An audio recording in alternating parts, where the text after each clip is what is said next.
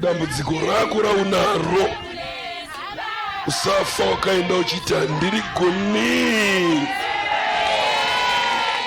ini ndorigona.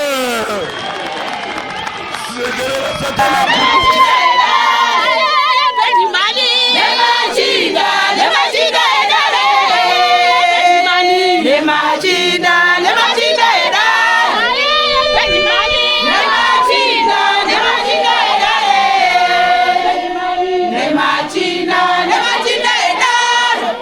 izvo zvichaita kuti ndikuone dambudziko rako ndobvira kusunungura pama1000 ema1000 evanhu vari pano. Musadzokere makadaro kunguva yaJesu zvaivako. Kune vaitenda kuti Jesu ndiye Mwari, vakasangana nekupona. Vakaramba kuti Jesu ndiye Mwari, havana kusangana nezambuko.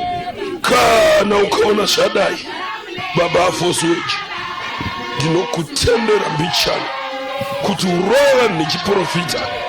Ini ndakutoda kutorova izvozvi ndiri kunzwanza Atamu ndo wandiri kutonzwa izvizvi. Kari kutononoka mani.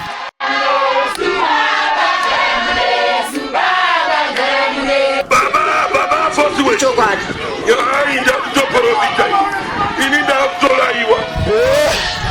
Ndakutsika neriri ndosumudza iri.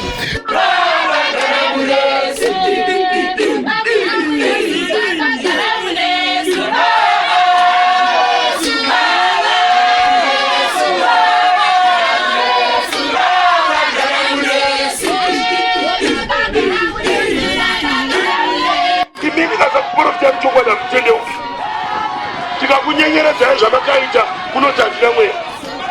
Saka zviri nani kuti muprofite woenda uchiti ndakaprofitwa ndakanyadziswa, asi kunyadziswa kupona.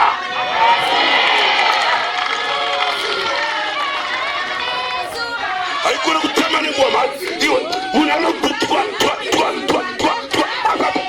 mira ndikukuwera wani iwe amai une chituku iwe pira naudza amai ndapinda mamtoko asi zvandapinda mamtoko ndasangana na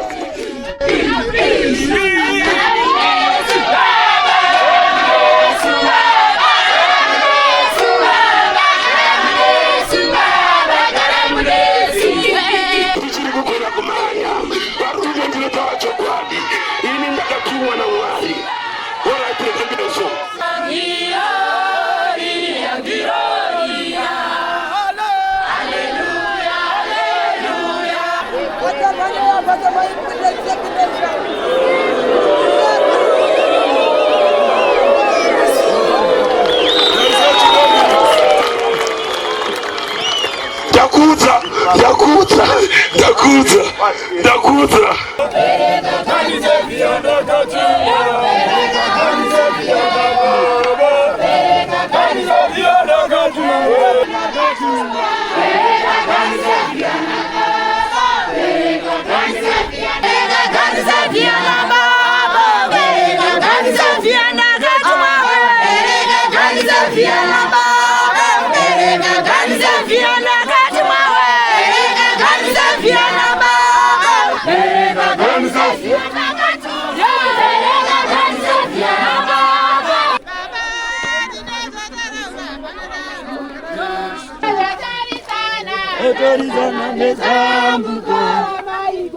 Otorizana nesambuko.